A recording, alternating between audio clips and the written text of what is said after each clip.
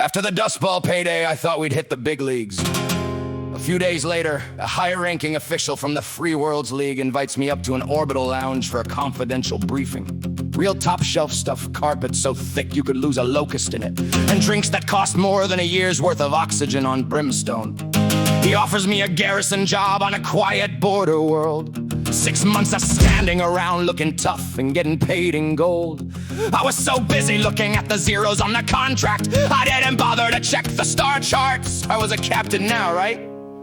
I had the silk shirt to prove it. The lounge was all glass and the stars were all bright. A Free Worlds official in the middle of the night. He said, Starner, you're famous, a tactical king. I got a garrison job, a simple little thing. A border world post, just a deterrent for show against a Capellan threat that's starting to grow. I looked at the sea bills, I looked at his grin, thinking the Warren's ransom had finally come. And I went back to my suite feeling heavy and grand, the finest damn pilot in the whole of the land. I called up the Leopard, wanted Elena to see the kind of high roller I was gonna be. I threw on my best shirt, didn't bother with pants, ready to lead him on a victory dance. But the suite's camera was a tactical probe, angled way down past the hem of my robe. Captain Elena said with a smirk in her eye, is there a reason the sensors are pointing so high? I looked at the screen, saw the camera angle was wrong, while Skid was already singing a bottomless song. I cut the transmission, I turned a deep red, while the luxury ale started hitting my head. Focus, I shouted, we're dropping at dawn to a world where the paycheck is already drawn. Oh, it's the Free Worlds, welcome a trap in a box, designed by a lion to slaughter the fox. Where the bolt and the hammer, where the grit and the rust, betting our lives on a Free World trust.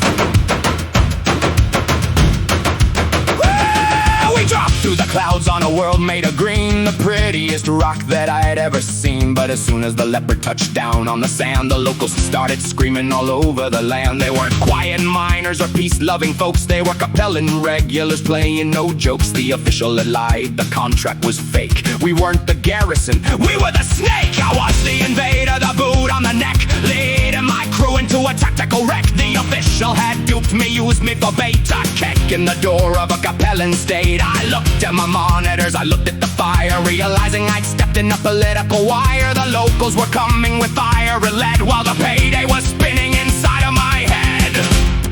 I sat there in the cockpit, still feeling the breeze from my wardrobe malfunction.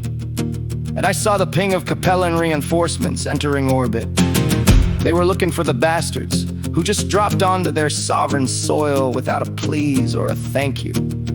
And I was the guy holding the leash. I was frozen. I spent my whole life being the victim. And now, for the first time, I was the villain. I was the invader. Elena's voice came over the comms, cold as space. Strip! Tell me you have a plan. Because right now, we're the target of a whole planet. I didn't have a plan, I had a headache and a very bad feeling. But then I saw a warehouse down by the docks, a storage facility for industrial paint, compelling green by the looks of it. And then the logic started to click. The strip logic.